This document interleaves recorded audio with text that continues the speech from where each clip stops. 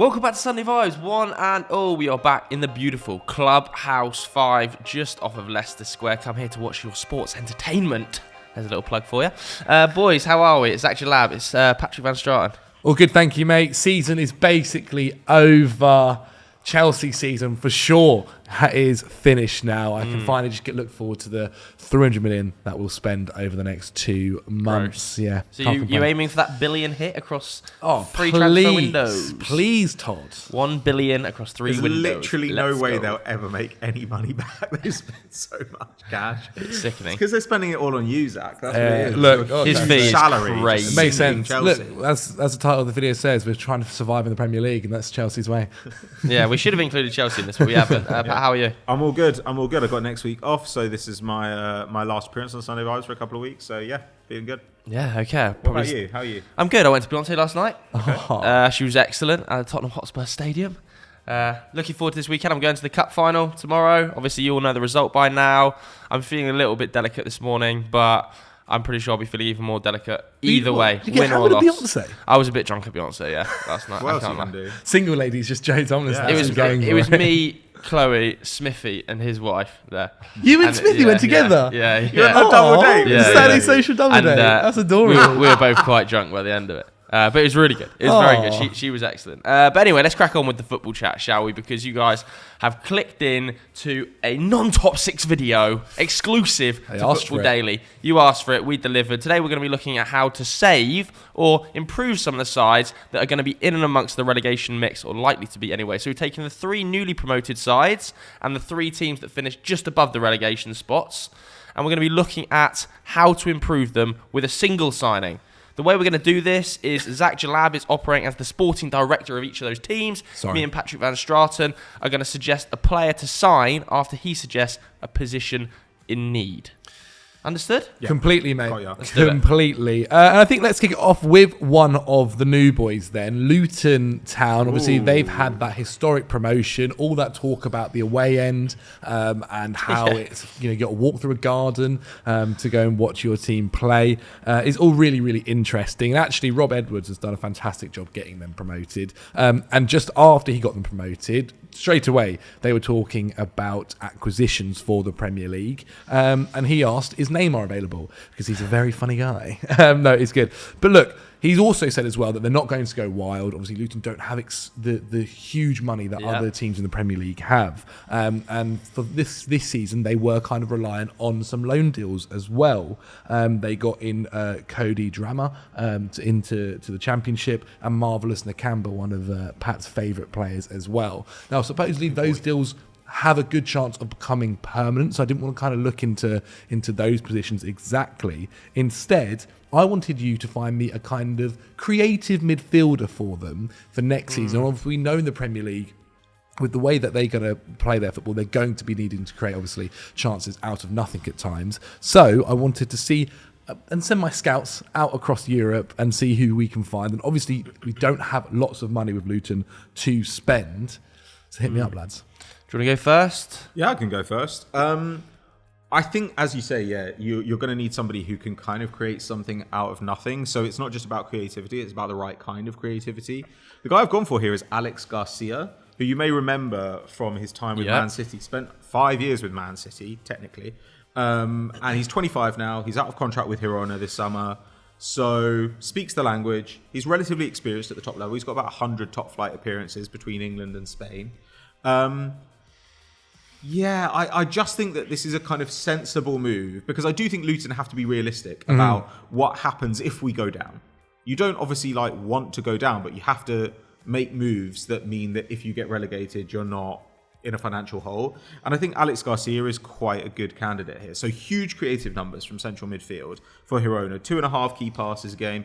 He had about 8 expected goals and assists altogether for pretty middling side. But top 1% of midfielders for shot creating actions. He was actually 10th in La Liga for expected assists, just behind Real Madrid's Rodrigo. And the thing about him is he generates most of that creativity from crosses. There's a little bit from set pieces, but he's kind of crossing from deep. And I think that's quite important for Luton, because realistically, you can go out and get somebody who's got really high through ball numbers. But I don't know how much Luton are going to be able to play through balls. I don't know how possible that's going to be. They're quite often going to need somebody who can play from that kind of deeper position, you know what I'm saying? And really get bodies into the box, because I feel like their physicality is such a large part of how they play.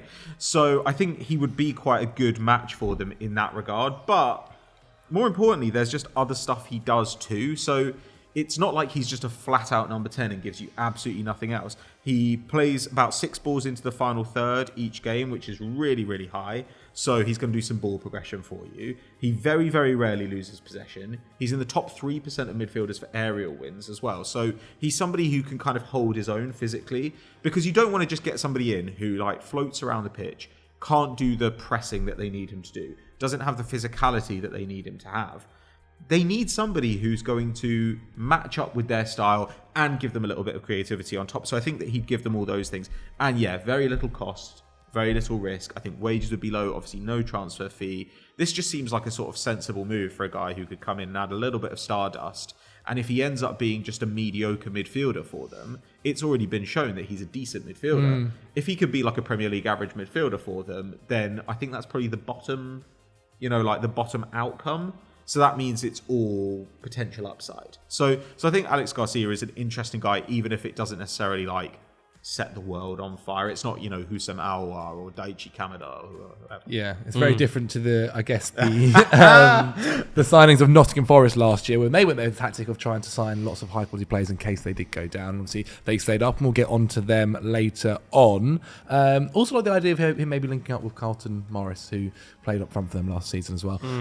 Joseph, hit me up. All right, so I have gone for I've approached this in a slightly different way. They've got a lot of physicality in that team already. They're an extremely mobile side. The press is very high, very physical. As we've spoken about on the show before, not lots of possession. And they are going to really try and bully you at Kenilworth Town, especially from set pieces. So I've gone from somebody who's a little bit more of a creator than Pat, potentially, but has proven it in England already, and I think is ready for the step up. I've gone for Elias Chair. Who I think has been excellent now for quite some time at QPR. Probably ready for a move to the Premier League to at least dip his toe in there to see whether or not he can run it at that level. And I absolutely think he can. QPR, given how horrendous they were this season, I think they finished 20th, didn't they? It's time to dip. It is time to dip right now. Like, you can't give them another season, I don't think. I think he's got 1 year left on his contract. He's 25 now. We're talking about probably the second best creator in the entire league, I think, statistically, behind Gyökeres. He's just a beast. He's so good on the ball. And that is something I think Luton could do with. They are super mobile, super physical, but I think having a player who can just calm it down, get on the ball, feels like he's got loads of time, is the sort of player that when he's in possession never feels rushed. You look at some of his shot creating action numbers, expected assists are through the roof, but also things like progressive passes, progressive carries, all very, very solid numbers. He's a little bit of a passenger off the ball. He would be anyway in this Luton side, given their physicality definitely. And the mobility. But I think you can kind of get away with that when you're that good on the ball. And what he would deliver is, balls into the box, which those beasts at Luton are going to thrive off. So I think he's ready for the step up. I don't think he's ready for the step up to a team, in that middle pack of the Premier League, which are now almost all targeting Europe. You think from 12th above, they're almost all thinking we can push into that top 7 places. Don't think he's quite ready for that. So maybe a club like Luton is the right sort of destination for him. I was also considering Kiernan Dewsbury Hall here. Of course, has spent time previously on loan at Luton. I think it might be a little bit too punchy, and I don't know whether he offers the creativity of a player like Elias Chair. There's rumours he would cost £10 million, which I think is probably on the top end of their budget, given they are chucking, I think they have to spend $10 million to upgrade Kenilworth Road, don't they? Don't think they're going to have bucket loads of cash. But this would be a kind of star acquisition. I think it would be a statement. If you were to dip into the Championship after coming up and take a less chair, when plenty of other elite Championship sides / your rivals at the lower end of the Premier League would want him, I think it would be a statement, because they can't keep relying on players like Alfie Doherty to put up massive amounts of creativity from wing back, and they certainly won't be able to do that in the Premier League. You'd think those wing backs probably end up becoming a back 5, less than a back 3 that they have in the Championship. I think Elias Chair would be a smart acquisition. I think those are both very interesting shouts. I like the fact that with Ilias J, somebody that's been spoken about a lot. I think if you've ever watched James Alcott, well, I know a lot of people at home probably do. He's spoken about him lots as well. It's definitely a fan favourite. I like the experience that Alex Garcia kind of brings. We're talking about experience. Elias Chair's spent more time in England. He's the same age. For sure. Hasn't played in the top flight. But he hasn't played in the top flight. And he's also How has Alex Garcia played in the top 5 of England? Yeah, he played a few games for Man City. Well, 5, 6 games. But he's played in La Liga. He's played in La Liga. In like a first division quite of the some time. country, yeah. He got nearly 3,000 minutes in La Liga this season. Oh, that's cute. And it's quite like, I do slightly worry maybe like for someone like Ilias Chair coming to the Premier League and then having to do all of the creativity for Luton, is that maybe too big of a step up? I do. Can't do it again. I do. They probably could do understand. both of these, given that Alex Garcia is free. They actually probably could do both of these, and that would not be the worst idea. Like, because the good thing about Alex Garcia is one way or another, he's giving you something. If Chair comes, I mean, he could just be a bust, but at least if you go down to the Championship, you know he's a hit. Again, yeah. So I mean, from that point of view, like, I would probably be. I'm sure Luton, if they can, will try and get more than one creative. Oh no, guy. of course. Look, if I had to pick one, I'll go with Ilias Chair. But let's say that Luton have gone for both. Let's say that Luton have gone for both. There you go. Okay. For sure. Okay, then. Let's go back to the Premier League for one then. And let's go to Bournemouth. Okay. Because obviously they did a fantastic job this year. I think they even went and put Joe in a YouTube video or a Twitter video to call him out after saying they were going to finish bottom. Yeah. And look, they surprised many people. I think I was somebody that had them in the relegation zone. I think a lot of people did in general. And obviously when Scott Parker got sacked, we thought, well, this is just the beginning of the end, only a couple of months into the Premier League season. And O'Neill did a fantastic job. Look, Doogie's behind the camera right now. Huge fan of him. Pat to my left, maybe less so. I'm just agnostic about his quality. They were comfortably 20th by expected points. Bournemouth were the worst team in the league by every possible metric. And I think them outperforming that, I don't see how you think that's the manager. Like, is it the manager converting low XG chances? Is it the manager saving high XG chances? If anything, like it's a billing thing. But I think you have to take into account some of those expected points and expected goal numbers getting absolutely slaughtered by Parker at the start of the season. No, even if you just look from January onwards, they were still one of the worst teams in the league. I think Fulham were maybe worse. Which is crazy to think. Anyway, not really the bit we're going to talk about because when we looked into it, and obviously we put messages out on Twitter as well for fans to kind of let us know what they think some of their biggest issues are. So thank you so much for getting back in touch. And somebody said we need a set of defensive midfielders. Now I've tasked you guys with just finding one, because Lerma, who was obviously one of their strongest players this season, is leaving the club on a free. And apparently someone said here, generally not having a set of midfielders to help the defence is going to be a big issue for us next season. And somebody to help progress the ball as well would be fantastic too. He also goes on to say that fullbacks is a bit of an issue. Someone went as well that striker and a right-footed winger could be good too. However, look, the biggest one that we found is that kind of Jefferson Lerma replacement. Well, yeah, for sure. Joe? Yeah, let's start with you. I think you have to look at Jefferson Lerma replacement, given he put up the most minutes in the squad. Like whether you think he's a good player or not, and I have seen split of opinion. I think he's all right. I think he's solid. He's solid. I don't think he is solid. I think he's even if you think he's solid, he's exceptionally replaceable. Yeah, but even so, it needs replacing. 37 starts this season, that needs replacing. And I'm actually dipping into the Bundesliga here. I'm looking at Tom Kraus, who was on loan from the Red Bull Group to Schalke. Yeah. Went down with Schalke, didn't have a great season. He's only 21 years old, but he himself, a bit of a breakout season here. And there was contractual clauses that meant his move to Schalke could have been made and would have been made. They had an obligation to make that move permanent for €3 million had they stayed up. Okay. They didn't stay up.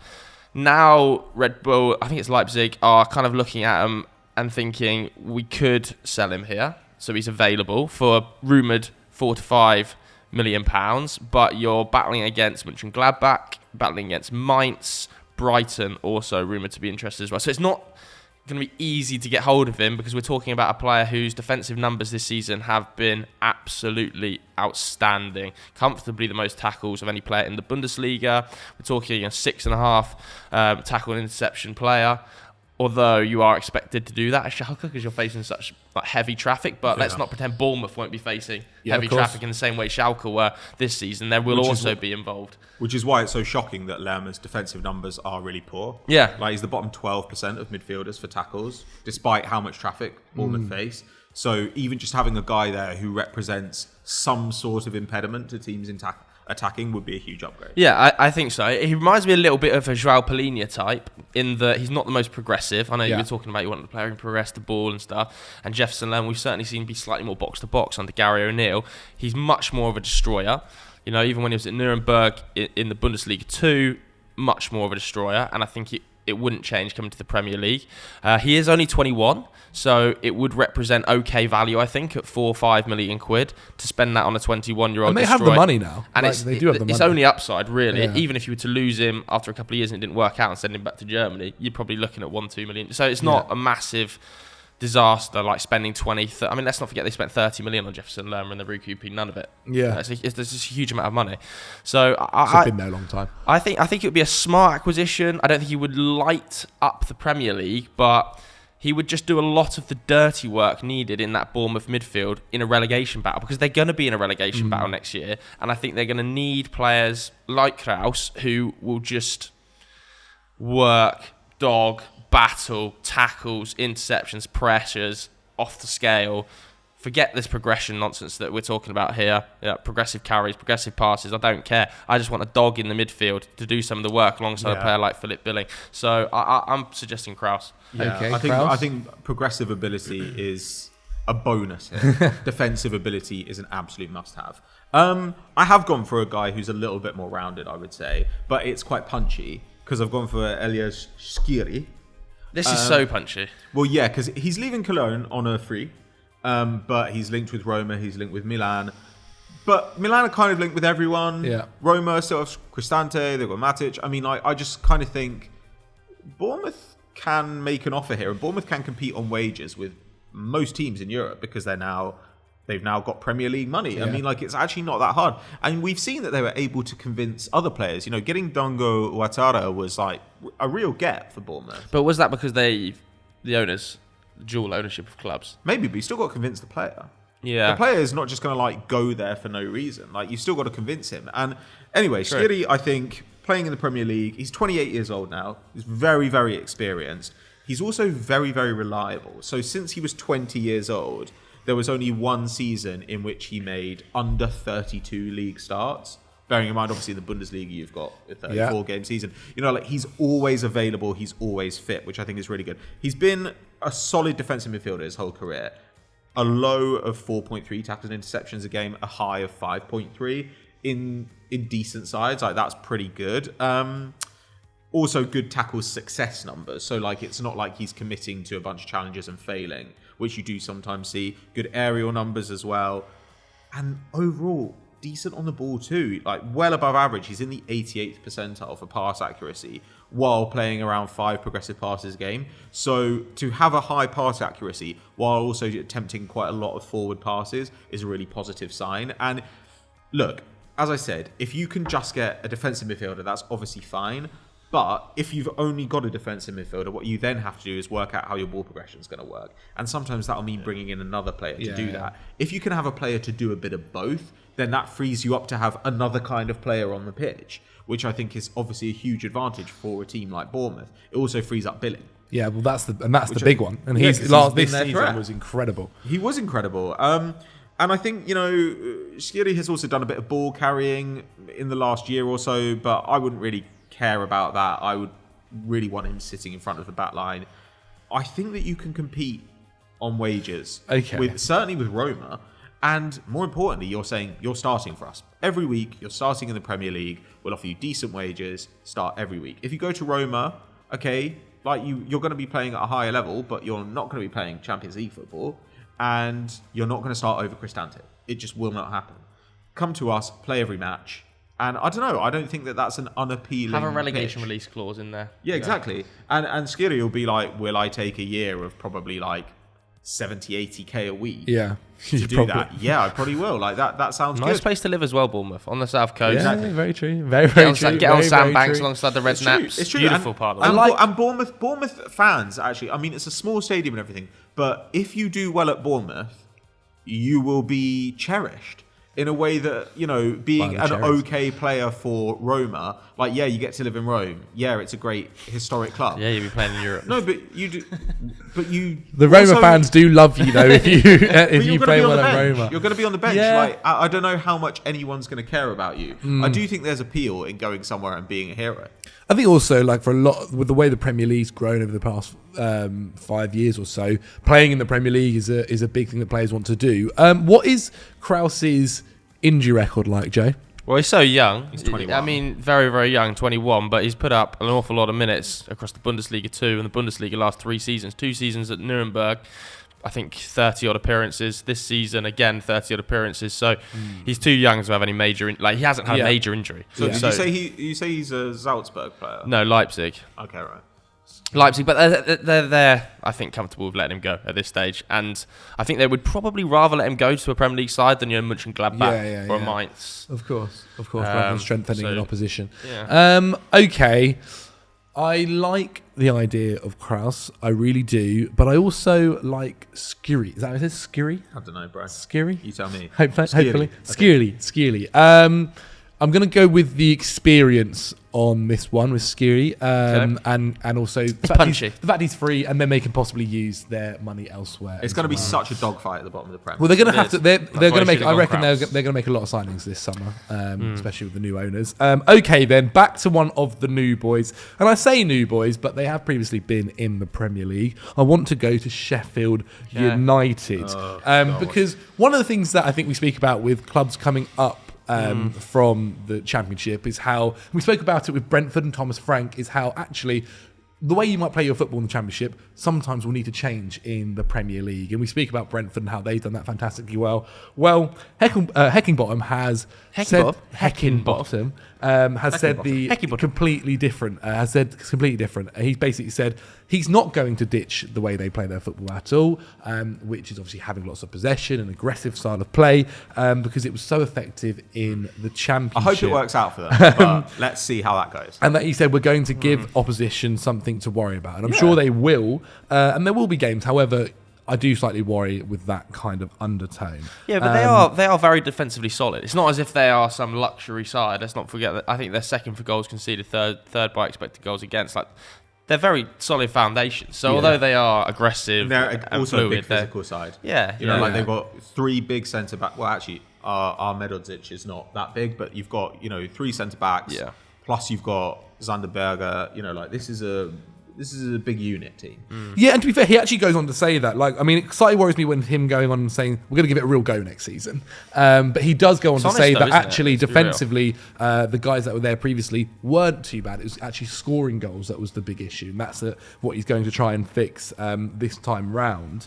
However, that's not what I want to talk about, because I wanted you guys to go and find me a centre-back. They have people leaving this season that were obviously crucial to their defensive record in the Championship. And so, talk to me. Talk to me about a centre-back. Well, they've got an awful lot of players out of contract, awful lot, either out of contract or loans finishing. I think, personally, I would probably let Fleck leave. I wouldn't be extending that contract. I haven't seen the retained list. I'm not sure if they've released the retained list at this stage.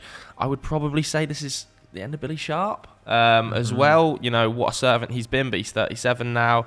I would be... there's a few players I would definitely be retaining. McBurney, still proven that he can score goals at Championship level. We haven't been able to see that yet at the Premier League, but let's hope he does. I would definitely be extending Ollie Norwood. That might have already happened by the time this is out. Robinson, I would extend Fotheringham. I'd extend Osborne. Some of those may have already happened, by the way, but to my knowledge at the moment, they haven't. Well, the other ones as well. McAtee, they're going to try and get back as well for next season.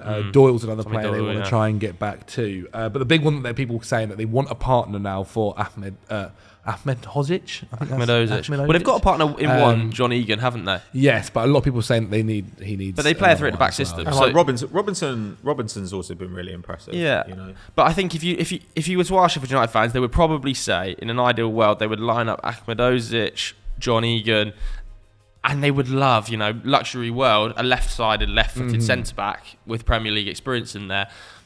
I think that's extremely hard to find. Budget's going to be so tight at Sheffield United. They had a 3-month transfer embargo this season because of financial issues. Don't think it's going to be like when they came up last time. We saw them spending, was it 50-60 million pounds? I think we're probably talking budgets in the region of 15 to 20 million pounds for the entire summer here. They're going to have to be much, much stricter with their financial constraints. There's a lot of areas of the squad that need improving because there's so much turnover with the contractual situations.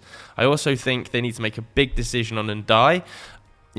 What a player he's been, and he's probably their real hope of staying in the Premier League. But he's got a year left on his contract, so do they risk it? He's not going to sign a new contract, so do they risk it, keep him, in the hope he keeps him in the league, or do they say, we sell him, take as much money as we physically can to reinvest across the squad? I would probably keep him because he's their only real hope of staying in the Premier League, given his quality, but I think it is a risk because he's not going to extend, and you could then lose him for a free next summer when he's a £20 million asset probably, which is a lot of money to a club like Sheffield United who've had documented financial issues over the last few years. But yeah, I agree. A centre-back I think is pretty high on the agenda. Yeah, I mean the fans also mentioned a goalkeeper too, could be another one. But it wouldn't shock me if maybe they looked for a loan move in that position or a couple of loan moves. They're definitely going to have to look for loans. There's no doubt. Centre-back is the big one. So Pat, I would like to start with you. Well, the first thing is they're probably going to sign Connor Cody, right? It looks like Everton are turning down that option. This is my suggestion. Is it really? Connor Cody. Okay, because it looks like Everton... Well, I won't go into that then. But, okay, well, my suggestion then is maybe there might be a loan move to be done for Trevor Chalobah. Okay. Come on. There are rumours that teams like Inter Milan are interested. There are always rumours like that. Inter Milan don't have any money. Inter Milan have got to sort their outgoings before they sort their incomings. And trying to deal with Chelsea this summer... I don't know. If I were Chelsea, I would want a pretty good offer for Chalobah, who has shown himself to be a completely reliable backup for them, especially in a back three. I'd want decent money. You're not going to ask for Levi Colwell money, but I don't think it would be unreasonable to ask for 30 mil for a homegrown centre-back. So Brian offered for Colwell. It's a big drop in level for the player, though, isn't it? Not if you get him on a loan and you say at the end of this, you're going to get a year of probably consistent starts in the Premier League. And at the end of it, you can probably pick your destination. You could do a loan with an obligation to buy if you survive in the Premier League or something like that. Well, I don't think he'd want that. I think it would more be put yourself in the shop window with this year. Next summer, he's had 1,600 minutes this season. He had 1,400 minutes the season before. Well, he could probably double those minutes overall in the course of this season. And at the end of it, maybe see what there is available out there. Because right now, is any really big... maybe the Inter thing is real... But how many really big clubs are going to take a chance on him? I don't know. But if he goes and impresses at a Premier League club for a whole season, then at the end of that year, I think there's a reasonable chance that he gets a good move. And do you know what he's so good at? Is such a big drop, also really versatile. He's playing Premier League football. This is a guy that can play right wing back if you need him to. He can play DM if you need him to. He's played DM in France for a season. Look at that Sheffield United. Ahmed Hozic is going to start on the right hand side of a back three.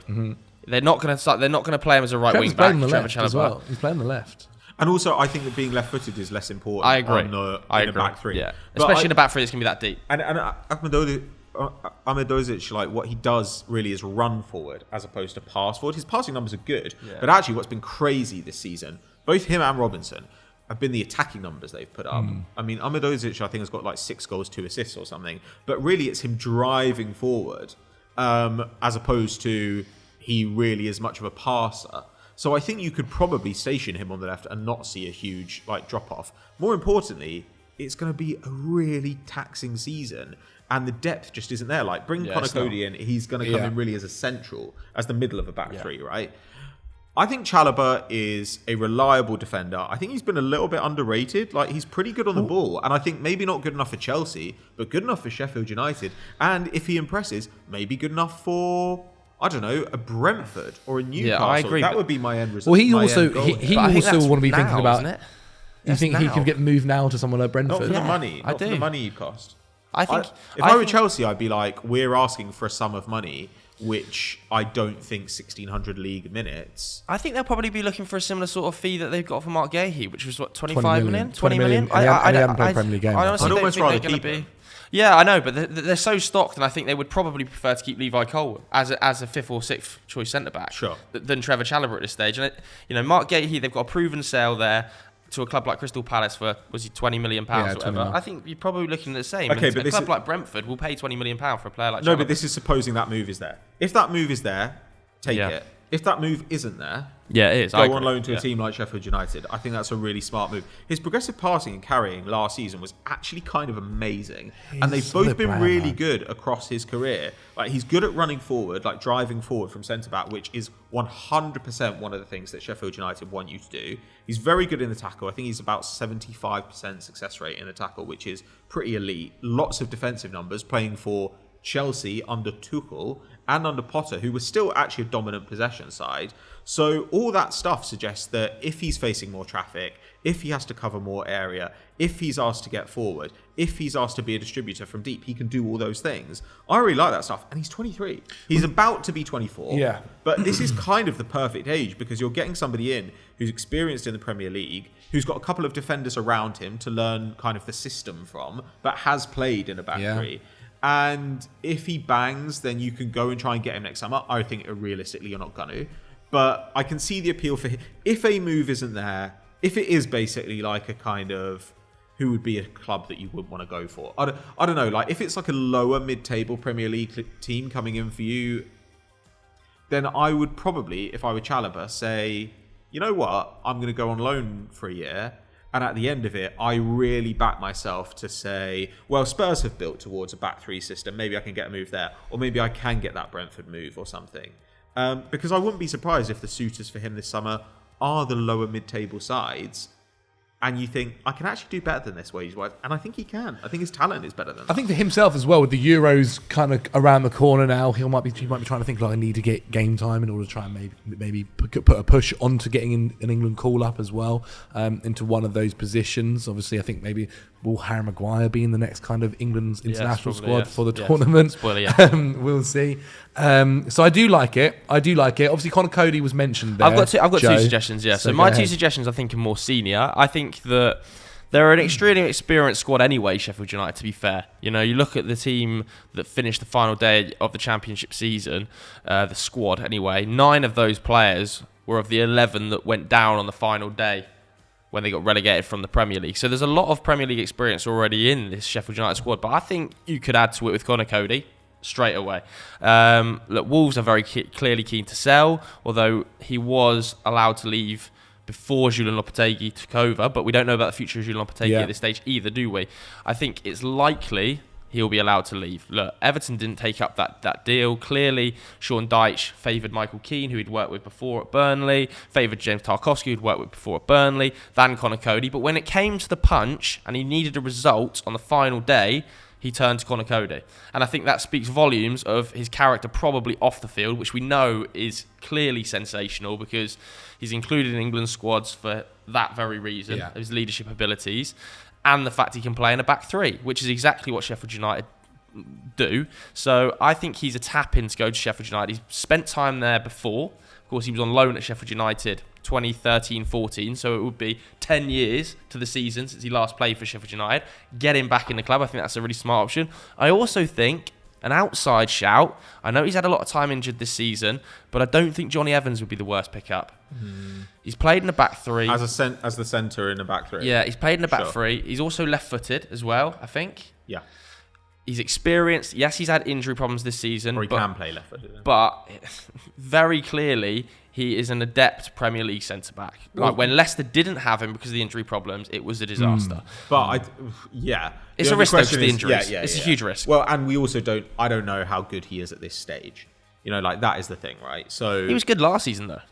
But at a certain point, you start to fall off. Yeah, and we do. just don't know. I mean, he'll probably play a more reserved system. He'll obviously have more protection. Maybe that'll be enough. But we also saw Leicester experiment with the back three, and I still don't think it really worked. Yeah. I don't know. The one thing I'll say about Conor Cody as well, his injury record is exemplary. Like, he's played so much football, both at Championship and Premier League level. You think even back to when Wolves were in the Championship, he was starting every minute of every game. Since he's been in the Premier League, this was the first season where he hasn't pretty much started every single game. But the only thing is, you're either saying to him that you're a backup to Egan or you're benching Egan, which they're not going to do. Well, no, I don't think the two can really play together. I think he could play on the left-hand side of a back three. Really? Yeah, I actually do. Because I think they're going to be so much deeper than they were in the Championship with that back three.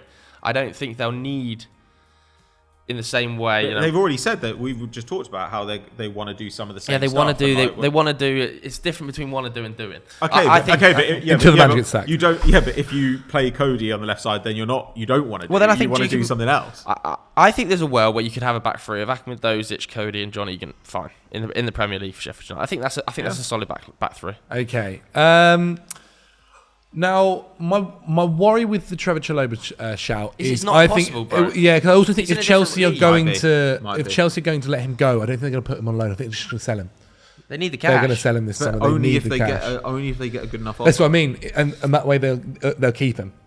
Okay. That's how I see it. I just don't see them But sending him on loan But do again. you not think they'd rather be like, if basically they're not going to use him because they are stocked and you can't get decent money for him, wouldn't the sensible thing be to loan him for at least half a season and say, unless Poch comes in and he's like, you know what, this squad is made for back three, I'm going to play back three, and actually Chalobah's going to be like a guy in it. But even then, you're like, you've got Fofana. You know, Well, there's a few other things in terms of you've like got Badiashile. the reason I might keep him is obviously homegrown. The other side of it as well is I just think I think it might be if we end up selling players like Mason Mount and others, to be quite honest. So for that reason, I'm going to have to go with Tomlinson's. Yes, let's go. decisions. Conor Cody. Viva Conor.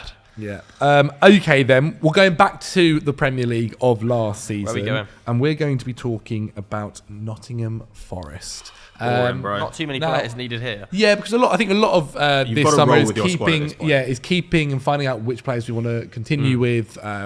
But the big one that they do need to figure out is the goalkeeper issue. Yeah. Keylor Navas, he left obviously after a 6-month loan.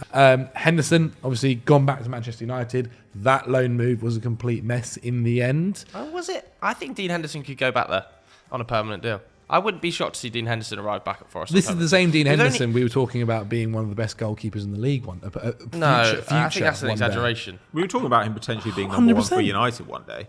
But he's not going to be at the moment, is he? Well, no, It's not not at the going to. It's clearly not But going to that's what happen. we're saying. Yeah. We were talking about that like before. Yeah, but I think you've got to be realistic now. He's had so many injury I problems agree. that I wouldn't be surprised to see him end up back at But Forest. this is it. Why would Forest? Is he your suggestion for Forest? No, he's not. But Okay, I okay. think the idea that loan move was a mess. I don't think that's fair. Well, I think Forest need a keeper. Because of his injuries, maybe. But I think he was actually fine first half of the season. I know his post-shot expected goals numbers were low, and there was a time when I think they conceded 7 or 10 games in a row from outside the box, which was pretty ugly. But, you know, he's facing so much traffic at the first half of the season. It's undeniable he's going to have a worse post-shot expected goals number than some other goalkeepers in the league. For me, I think he would be fine back there. I think he'd be fine back there as well. But he's not my suggestion. But Okay, I think There let's might go be with something suggestions cheaper then. that's not much worse. Okay. Well, let's go with suggestions then. My only worry I've gone punchier than Dean Henderson. I've gone for Robert Sanchez from Brighton, which is it's a big push, but you know Forest have. You have to say Forest have like laid down the law with some big signings. You know, Felipe, I wouldn't have said they could have got. Renan Lodi, wouldn't have said they could have got. Danilo, wouldn't have said they could have got. Like some of these players, Morgan Gibbs-White has been like a pretty punchy acquisition. Even Keylor Navas arriving, you'd have to say it was a punchy loan. Like clearly they're not afraid to go out and say, okay, we're Forest, this is what we can offer. And they've been able to convince big names to come to the City ground. And I think Robert Sanchez, he's going to have to leave Brighton under desert. It's not going to happen for him there. Jason Steele is clearly the number one. And De Zerbi has said multiple times now why Robert Sanchez isn't even part of the playing squad at times. It was only 12 months ago we were talking about Robert Sanchez getting moves to like elite Premier League clubs. Spurs, He was in the Spain World Cup squad, I think. Like he's an international goalkeeper who's not getting any minutes and is second, third choice maybe. If he is available for a reasonable price, though, why would somebody like Spurs not go for him? Well, because he might not, the next manager who comes in might say we want to progress and play out from the back, and Robert Sanchez doesn't align with that now. Robert Sanchez managed to do it okay for Potter. Potter was kind of happy with that. But clearly not to the level De Zerbi. Yeah, but that's fine. Like that's a preference. But I don't know. I think if Sanchez was going, I think Sanchez was going cheaply, then I think there are quite a few Premier League teams would say we'll at least get this guy as a backup. Like, yeah, but does he Chelsea go backup to backup? Liverpool are going to move on Kevin Kelleher this summer. If somebody said to you, okay, you're going to come in and be like maybe our cup keeper. Yeah, but why would he want to do that? He could do that at Brighton. Surely, because doing it for Liverpool would be more fun. Yeah, but surely, at 25, I think he could angle for a move to Spurs. I think that is possible. I think Spurs will want a better goalkeeper than Robert Sanchez this coming summer. Like, I think if they're in the market and the choice is Robert Sanchez for 20 million or 25 million and David Raya for a similar fee, 40 million. Yeah, but that's obviously Brentford saying 40. They're not going to get 40. Yeah, but then if Brentford said David Raya, then I could imagine Brentford saying, "We'll definitely take Robert Sanchez." That's a better move. They've already got their keeper, and I think they did just bring in the. That's a way better move than. Yeah, it is. Of course, it is. But I think in a world where we've seen players like Danilo come to the City ground, I think Palace might want a keeper. Like I don't know. I think they could. If Palace would be a great signing for Robert Sanchez, by the way. But I think that if we're just saying here, you're saying I'm saying Forest can compete with these teams for signings. Yeah, they've got the budget. They've got the budget. They've got the heritage. If you go hard for him when the window opens and there's no better offer on the table, you never know. You never know. Yeah, you never know. He's not had an amazing season, Sanchez. It's a punchy signing because I think he could, like you say, go to a Brentford or a Palace. But if you could get him, it'd be a great signing. It's such a big summer for Steve Cooper because he's now got no excuses. Like last summer, they signed endless players. They signed a bunch more players in January, and the whole defense of Steve Cooper was, well, how's he going to make these players gel, despite the fact it was obviously his move to try and get as many players as possible. They still have been pretty bad. The question will be, if they need to basically be decent this season. Otherwise, I think it's a serious knock against him. They will be. They will be. There are opinions I have on Forest that I don't really feel like I can go to. If they finish 15th, they need to be like 14, 15. Yeah, that's fine. If they're in a relegation battle again, then I'd be like, what was all this money spent for? You could have done that with crap. Like Bournemouth stayed up with garbage, and good for them. Okay. So I think Wolves stayed up with garbage. So I don't know. Well, I think it's a really big summer. I think Cooper needs to show something this next year. He will. And actually, I also think I don't know. There is something Pat is holding about Forest that he knows everyone will hate. He just doesn't like. I think it's weird that they think Brennan Johnson is untouchable. But anyway, what, as in shouldn't be sold? Yeah. I think that there's a world in which you could get more money for him than he's currently worth. But anyway, I like the player. Morgan Gibbs-White is starting to look good. I think he's been hugely overrated. People saying he's signing of the season. He's been a good signing, and he looks like a really good player for the future. Oh yeah, not signing of the season, but, of course not. I don't know. That's been quite a serious conversation. I think it was Carragher who said that recently. There's such a recency bias. A few people have talked about that, and I think there are a lot of good signings. Yeah. The Premier League season. Erling Haaland. Let's pump the brakes. But it looks like Gibbs-White could be a star for them. Yeah. That is an amazing get for them. On the other hand, they paid star money, so they kind of need him to be a star. Anyway, I don't really care that much about this. Your goalkeeper session was. I think Sanchez would be great. If you can get Sanchez for reasonable money. Because again, if I were in charge of Forest, I'd be like, don't get run up here. We're not spending loads and loads of money this summer. We bought a squad for the Premier League. We now need to get production out of that squad. I don't think that's unreasonable. I think a lot of fans are on that same. And Cooper's reputation, even at the international level, is I'll work with what I've got and I'll develop it. Yeah. So now you're saying, right, now you've got it, now develop it. So that's actually good. That's a good situation. If that is what Cooper's good at, this should be a good season for him. Who are you suggesting? Alban Lafont, I don't really need to talk about him again. We've talked about him before. But he's at Nantes. He's 24. He's had rock solid shot-stopping numbers his whole career. Over 70% save percentage. Last 2 seasons at Nantes, he's saved about 10 goals above expectation. Really tall. He's also suddenly, at the age of 24, you're starting to see a much more commanding box presence. So he's now, I think, in the top 15% of keepers for claiming high balls into the box. I think that would be really, really important for a Premier League side. Again, though, I'm convincible. I think if there's a loan to be done, if there's a cheap move to be done, I honestly think we've always talked about, it's so important to get the right keeper signing. I think that's true at the absolute top level. I think when you're a smaller club, as we've seen from the moves they made, as we've seen from actually a bunch of teams around the lower reach of the Premier League over the last few years, you can actually get a loan keeper, get a cheap keeper, buy another keeper, Yeah, try another keep loan, going, yeah. and you can keep turning them over and get 2 or 3 years out of each one. You don't need to go and get a 10-year goalkeeper signing. But if you want to get a longer-term guy, Lafont would be an interesting one. Okay. I think it comes down to how much do you think Sanchez cost you? He's probably expensive, mate. I think you're talking well in excess of 20 million. Yeah, whereas Lafont, we feel probably under 20. I think probably. about 20. I think absolute. If they really ring you up, they're going to try and get 25. But I reckon you could probably get him for 20 or less. I think for that, I'm counting the pennies. I'm going to have to go with Lafont. But I think both great suggestions, and I also kind of agree as well. I don't really think they can go that wrong. It's only. I think they could get Dean Henderson back for 25 million as well, which I think is, I think you probably don't even have to spend 20 on that. Think Dean Henderson is as good as people say, and I also think if you're spending 25 million on a keeper that gets injury prone, is not a good way to spend your money. I also just think like 25 mil for a keeper, you just don't need to do that when you're Forest. Like again, as we've seen, you can just get decent keepers. They're all over the place.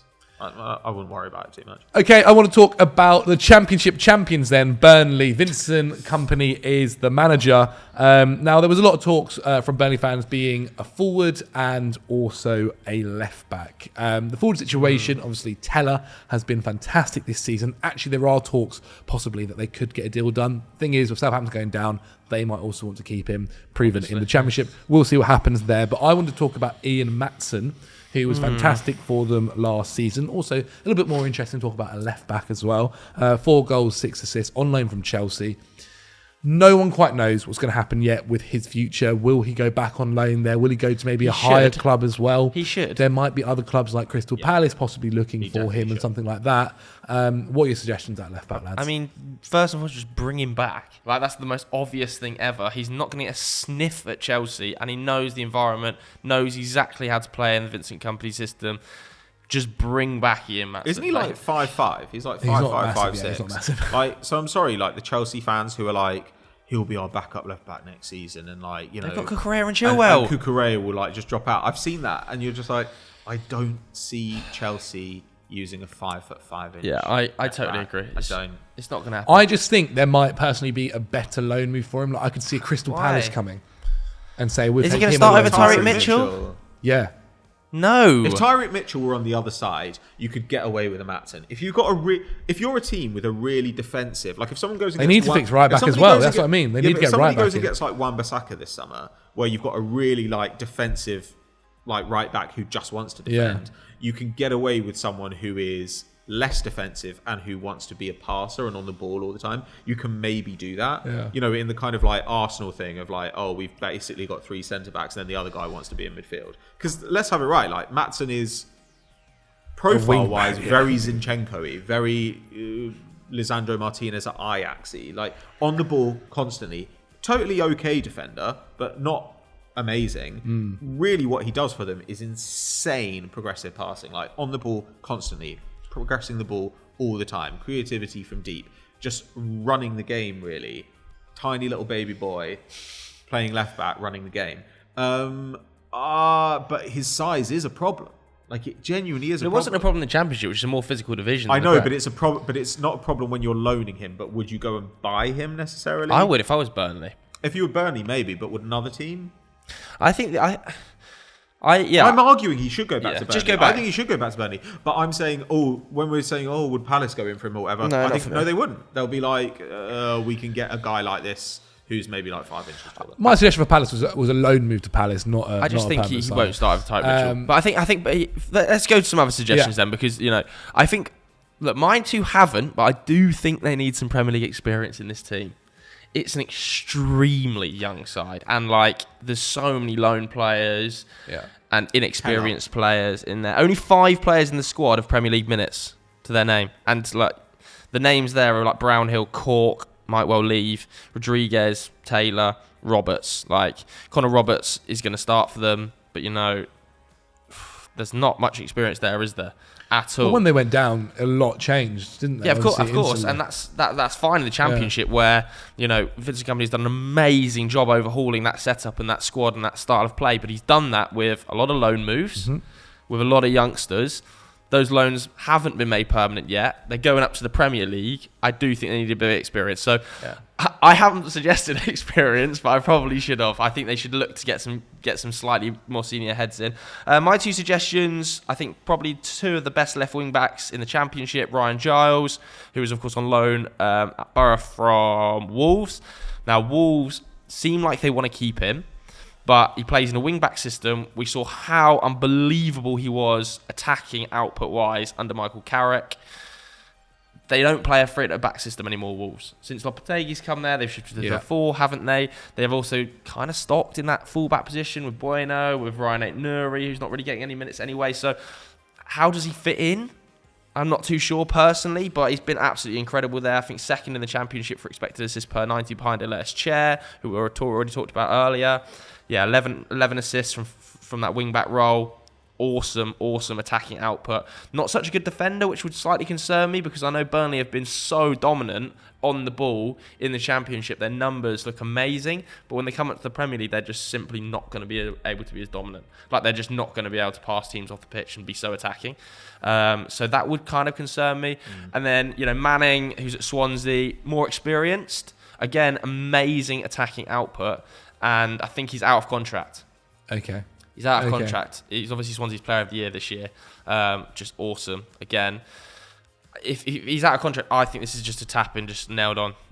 Do this deal now. You're getting an experienced attacking left wing back with a lot of the same qualities as Ian Maatsen. Great progressive pass numbers.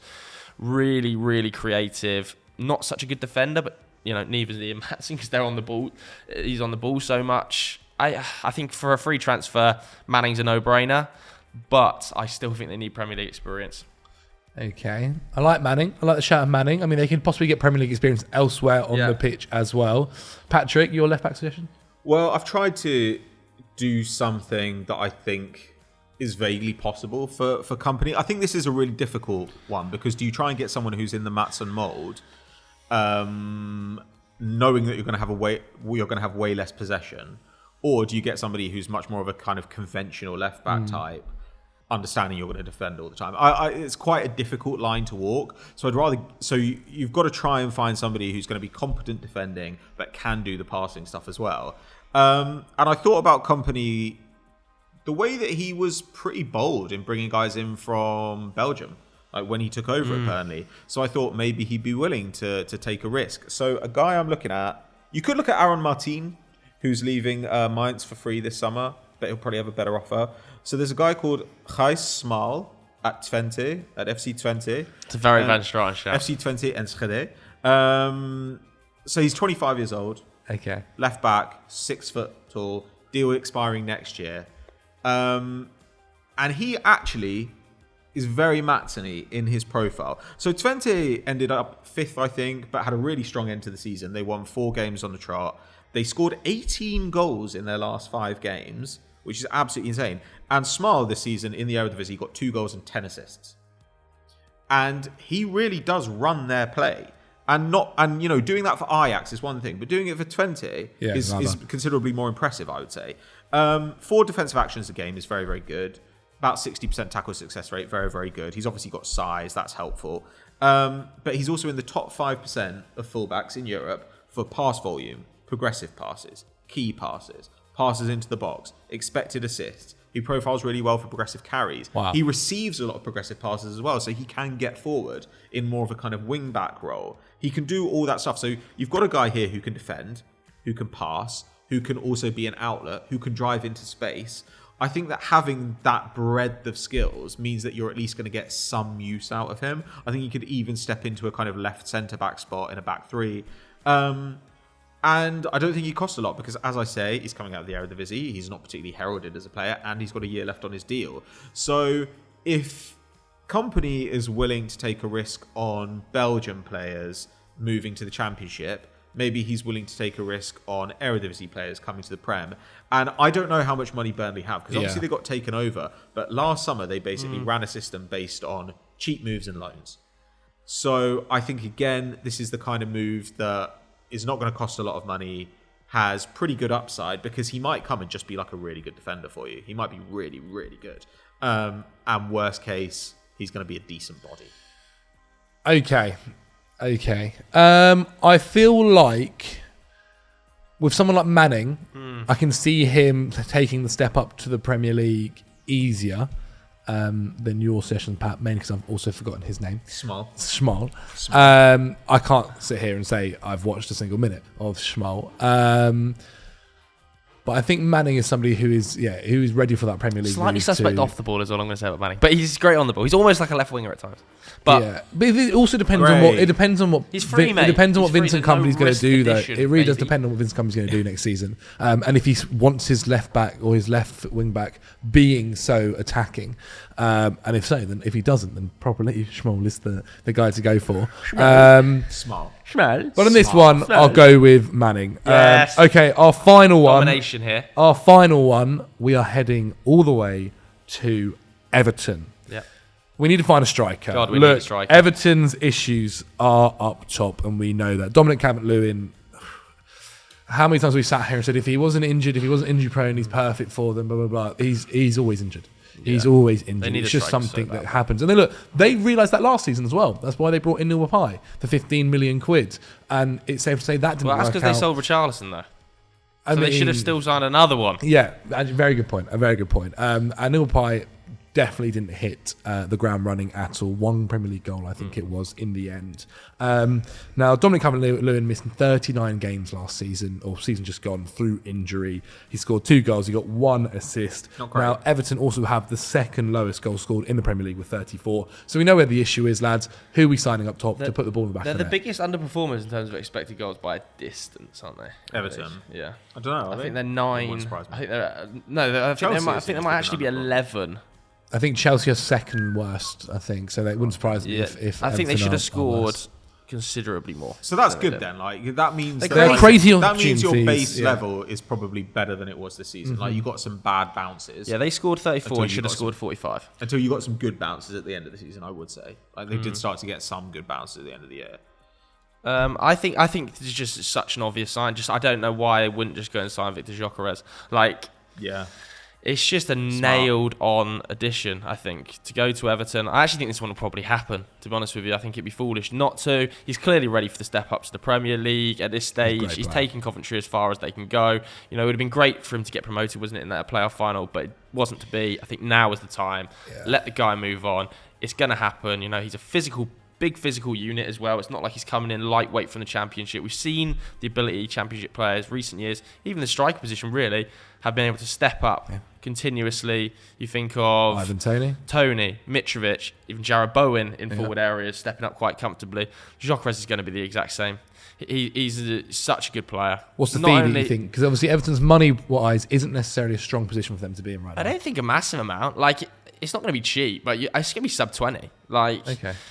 That's definitely ballpark they gives can you a bit of He everything. basically like really good winger output with a bit of striker. Yeah, output. exactly. Whilst being 6'2", having good back to goal play, excellent shot creator, really good finisher. Like, he's just an all-round player. I think even if Calvert-Lewin was fit, you could figure out a system where they play in a front 2 if you want to play a 3 at the back end with Sean Yeah, or Dyche. just where playing Gyökeres- wide like the way Richarlison did. I think it's just such a simple objective, and like he's out of contract next year, isn't he? So they have to sell him really if they want to get a fee, and he's not going to spend another year in the Championship. Christ, you know. I also think there is something in the fact that, you know, like Brighton signed him originally. Like, if Bloom was willing to go, he's a player. Like, if somebody told Tony Bloom, one of his you could apply that logic to Tony Mopé. Bloom. Yeah, Touche, true. yeah, True. touche. That's a great touche, actually. But yeah, I see where you're coming from. Like the only way I could see him getting a better offer. Yeah. Like because Brentford are going to need an Yeah, attacker. very true. Like, and Brentford could look at him and think, well, this is a guy who can cover Tony for half a season and then play with Tony another half of the True, that's season. really true. But I think Everton have that similar idea, as in we need someone who can play up front in the absence of DCL. But if Calvert-Lewin comes back, we're not immediately like, right, you're on the bench. They need somebody more mobile. They need somebody who's got a physical presence. Yeah. They need somebody who can make the ball stick, who can compete with defenders in the air. I think this is a good shout. My one is Nicolas Gonzalez at Fiorentina. It was previously at Stuttgart. Obviously, he's going to a Conference League final right now, but just turned 25. Primarily plays off the right. He's left-footed, but he can also play up top. I think that's a good thing here. Generally, his whole career has been between 0.4, 0.6 expected goals per 90, which is very, very good. This season, he is 9th in Europe for shots per 90, 3.8 a game. And he also had another season like that, which was with Stuttgart, where he was 3.6 shots a game. So he's been able to do that over multiple clubs. Right sort of age. But he's also in the top 1% for aerial wins as a striker. He contests a lot and wins a lot. His aerial win success is like 64%, which would be pretty good for a centre-back. That's also top 1%. He's in the top 10% for getting dispossessed, as in like he very rarely gets dispossessed, under once a game. Also good progressive passer, top 3% at forwards. Good dribbler, ball carrier. Like he's done all this throughout his career. Now, there were £30 million offers turned down for him in January from Newcastle and Leicester. But that was a mid-season thing. Yeah. I think that Fiorentina will understand that he's probably going to go this summer. It may be something you can kind of grease the wheels of with somebody going the opposite way. But you're going to have to do something like this. Like, it's going to be pricey. You're going to have to sell an asset. Well, they are freeing up a lot of wage space because Mina's contract Yeah, is I was up. going to say that. Davies' contract is up. Like, Well, they're going to Cody need will another go centre back. back. They're going to need to get another centre back in, aren't they? At least one. I think probably two. I do wonder if anybody might look at Onana and think, we'll have him. Don't forget they've got Jared Brentford to come back from PSV. Sure, but he's had a really good season. Yeah, but then I think there are other things they could look at. I think you could maybe ask Leicester about Iheanacho. Yeah. I think you could. Belotti's out of contract at Roma, which too That much in wages, but No. that is extremely dicey. Avoid at all costs. That is the most- Velotti to Everton. That's a I very think it's dicey fullbacks move. in. all Very costs. dicey move, I think, because he is just like an aerial presence. I think. Never would have thought. I think it's a difficult one, man. It is not easy, and he has to get it right. It is easy. He has to get it right. Just sign Gyökeres. Yeah, I think Assuming nobody we're also better is talking. in We're for also talking about as well the other issue, like signings they'll have to make too. Yeah. Gyökeres. Whatever happened to Diaz in the end? I feel like he was linked to Gone to Everton for a Villarreal. long time. Okay. Sign a pre-contract with Villarreal. Gonzalo or Gyökeres? They're not going to do. I think it's probably the cheaper option. Gyökeres, 1 year left in You his think- deal. God, Yeah. make this happen. I don't know. I if think it will be Gyökeres might be the cheaper. cheaper option. It might be, but I don't know because I think there's going to be competition For his signature. Yeah, I think that there will be two or There's three going to be a Premier lot of League. competition Yeah. for his signature. Like if Palace let Zaha go, they will want somebody. Yeah, if to Brentford- replace- Brentford's Brentford another might one, want yeah. somebody as well. I could see Villa looking for a winger. Sure. Look, if no one did go for Gyökeres, Yeah. Gyökeres is the one going Big for. if. Otherwise, Big I if. do really like Big if. Gonzalo's shout. And there you have it, lads. He's good. We There we go. fixed all your sides. That's All how you can shites. survive in the Premier Yeah. League. So all those teams survive. Yeah. Who goes down? Chelsea. Fingers crossed, yeah. I'm Send them just down. kidding. Anyway, there we go. Another video on Sunday Vibes. We hope you enjoyed this video. If you did, please do hit the like button. Hit subscribe. Leave some comments about what you want us to talk about next week. Maybe we'll dip back up to the top 6. You know, we flirted with relegation. Transfer time now, Just jump I up think. to the top of the table. Yeah, it is transfer season, so we'll definitely be discussing some more movers and shakers. There'll be Monday Vibes coming tomorrow. Some FA Cup final reaction in that one. If you enjoyed this video, I've already said that. Goodbye.